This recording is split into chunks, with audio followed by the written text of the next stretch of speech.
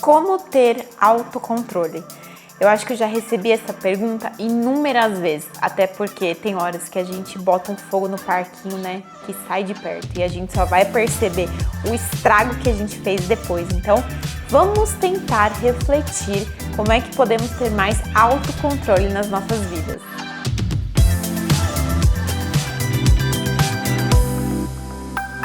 Queria trazer uma frase para vocês que eu gosto muito, que é de Buda. E Buda fala assim: a consciência de Buda é a gente ter a capacidade de descansar os nossos olhos na realidade para poder ouvir. Olha que forte isso, hein? Descansar os nossos olhos na realidade para poder ouvir. E por que é que eu trouxe essa frase logo de começo aqui para vocês? Nós temos uma mania, meu Deus do céu, acho que, sei lá, a gente deve vir com essa falha de sistema, devia vir na nossa bula de ser humano, né? Falha do sistema, mania em pintar as coisas. Aí você fala assim, como assim, Aline, pintar as coisas? Veja bem, quando você tá lá, estava muito tempo procurando um relacionamento afetivo, de repente aparece aquele crush e você começa a fazer o que com ele? Pintar o seu mundo de Alice no País das Maravilhas. E aí você pinta aquele príncipe encantado que vai chegar na sua casa de cavalo branco e aí ele vai fazer uma serenata para você às 10 da noite de uma sexta-feira de lua cheia, com um buquê de flores na mão, e aí depois ele vai te pedir em namoro no alto de uma montanha ao pôr do sol. Aí a pessoa chega e absolutamente nada disso. Nem sequer com o cavalo ela chega, muito menos ela sabe fazer poesia, ela nem sequer vai lembrar de te pedir em namoro, e aí a sua vida vira uma tremenda frustração. O que é isso? O nosso defeito de fábrica de pintarmos a realidade como a gente quer enxergar e não como de fato ela é.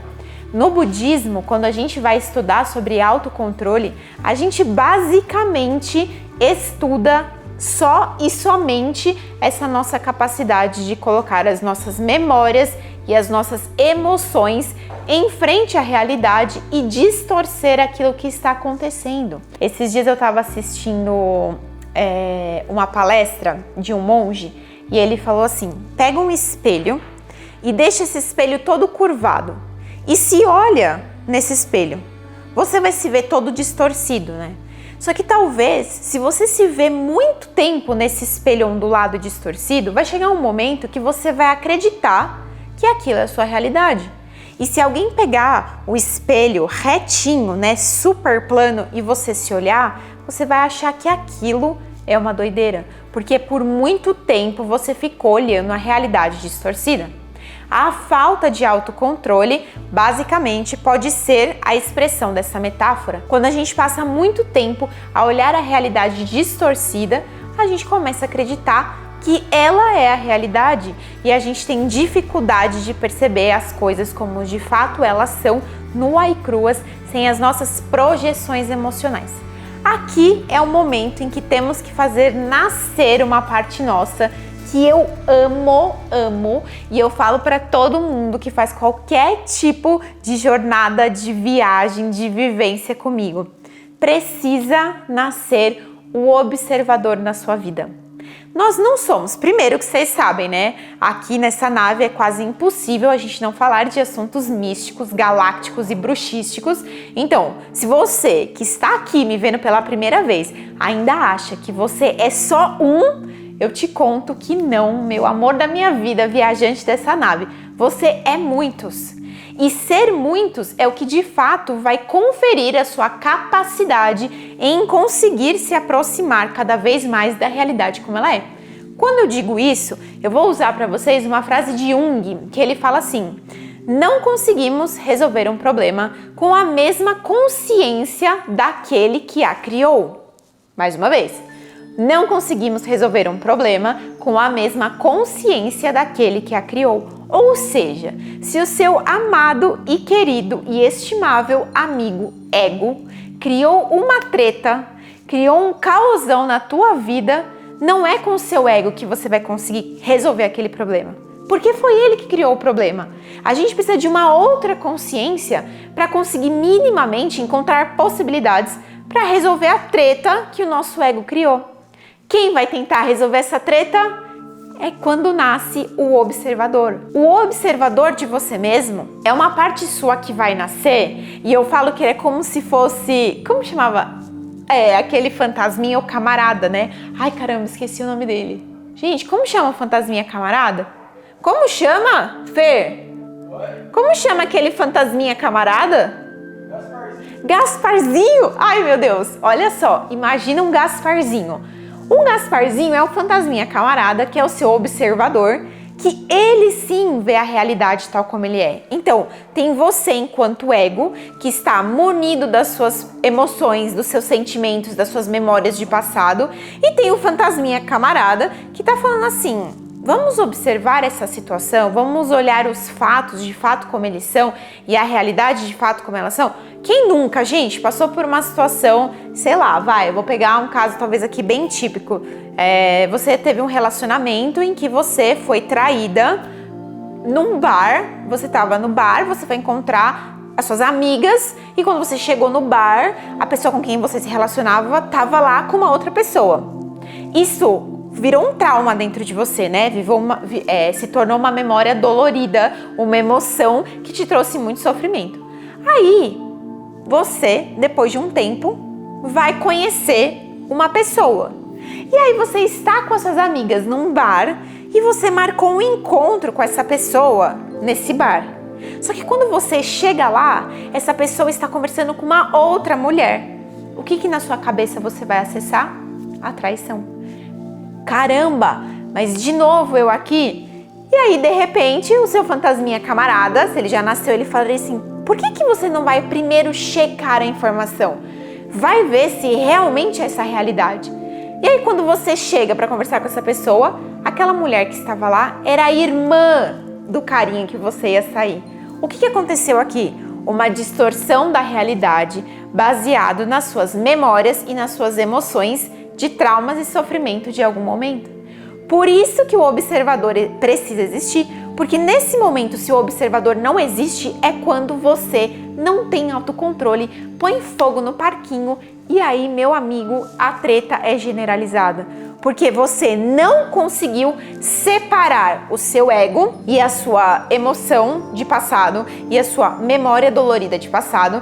Você não teve autocontrole sobre as suas emoções e aí você simplesmente botou fogo no parquinho antes da hora e antes de descobrir que aquela pessoa era a irmã do cara e não a mesma situação que você tinha vivenciado algum momento atrás na sua vida. Então, ter autocontrole é a gente, em primeira instância, fazer com que nasça o nosso fantasminha camarada observador de nós mesmos, para que nas situações que acessem as nossas emoções, que acessem uma memória do passado, a gente consiga chamar essa consciência desperta e pelo menos respirar alguns segundos antes de tomar uma decisão. Que a gente consiga acionar esse fantasminha camarada e falar assim: peraí, qual é a realidade? Qual que é a realidade sem a minha pintura? Sem a pintura das minhas emoções, sem a pintura dos meus medos, sem a pintura dos meus traumas. Como que é a realidade nua e crua? Buda é o estado de consciência que tem autocontrole. Assumirmos a consciência de Buda é assumirmos o nosso autocontrole.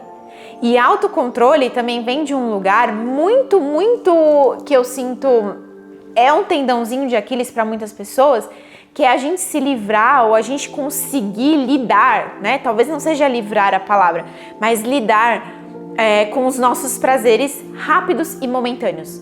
Por que é que numa situação dessa, uma mulher ou um homem, tanto faz, porque isso pode acontecer com qualquer um dos dois, uma mulher ou um homem que viu essa cena que eu trouxe aqui para vocês e que não tem autocontrole, poderia muito rápido virar para os amigos e falar assim: desce uma garrafa de vodka, desce uma garrafa de tequila, acende milhões de cigarros ou usa uma droga. Por quê? São esses prazeres rápidos e momentâneos que estancam o nosso sangramento. Por que muitas pessoas caem nas drogas, nos vícios, quando elas estão passando uma dor? Porque essas drogas, elas rapidamente anestesiam o nosso sofrimento. Já não viram? Imagina, gente, toda a música aí, sei lá, de sertanejo, que vai falar de sofrimento, vai falar que essa pessoa depois saiu com os amigos e foi beber até morrer.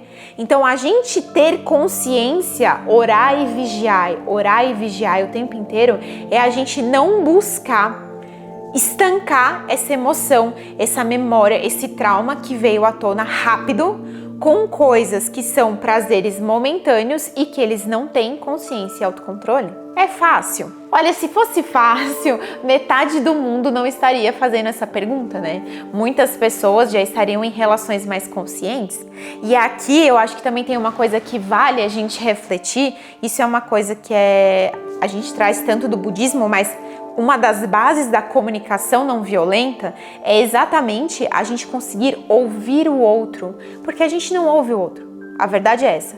Quando você está acessando as suas dores, as suas feridas, as suas memórias de passado, a outra pessoa está falando, só que a sua cabeça não está escutando aqui, ó, com o ouvido da alma.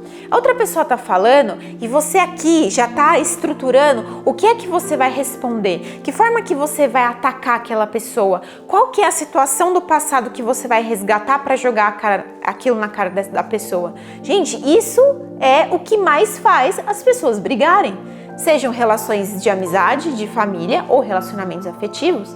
Quantas vezes você já não estava falando com seu companheiro, sua companheira, ou seu amigo ou a sua mãe, e de repente a pessoa falou uma coisa para você nada a ver com nada, você não tinha falado nada daquilo, e aquela pessoa estava vomitando em você o quê? Um lixo emocional. Eu sempre falo aqui, a gente buscar autoconhecimento, autocontrole, o fantasminha camarada observador é você não despejar nas outras pessoas o seu lixo emocional. Você não tem o direito de fazer isso, né? Não, deveríamos ter a consciência que não temos direito de despejar nas outras pessoas as nossas dores, o nosso lixo emocional, com o intuito de fazer com que aquela pessoa resolva a nossa vida. Viajante, a viagem é tua, a dor é sua, a ferida, a memória passada, ela é sua. Cabe a você mergulhar no seu mundo interno, se autoconhecer, buscar curar essas feridas para que você possa entender que muitas das suas tretas da vida são pinturas das suas memórias de passado. E aí, como é que desenvolve o autocontrole? Não desenvolve, porque autocontrole, ele anda de mão dada com autorresponsabilidade, ele anda ancorado na consciência, ele é aquela fração de segundo em que você respira por 15 segundos antes de você xingar alguém, antes de você deduzir que algo está acontecendo, antes de você achar que você tem certeza sobre uma cena que você viu e que muitas vezes ela só aconteceu nos seus olhos. Pensem assim, ó, eu e minha irmã, né? Nós somos em duas. Gente, é impressionante como tem coisas da nossa infância que a minha irmã fala com toda a propriedade do mundo que aconteceu e eu juro de pé juntos que nunca aconteceu. Olha só, a minha irmã já disse um dia que ela estava se afogando na piscina. A gente só tem 3 anos de diferença, tá? Então a gente ficava muito próximas na época da nossa infância. E ela já me relatou que eu tava com as minhas amiguinhas naquela época da adolescência desafiadora e que ela tava se afogando na piscina e que eu ignorei, gente. E ela se afogou um monte. Ela jura de pé junto pra mim que isso aconteceu.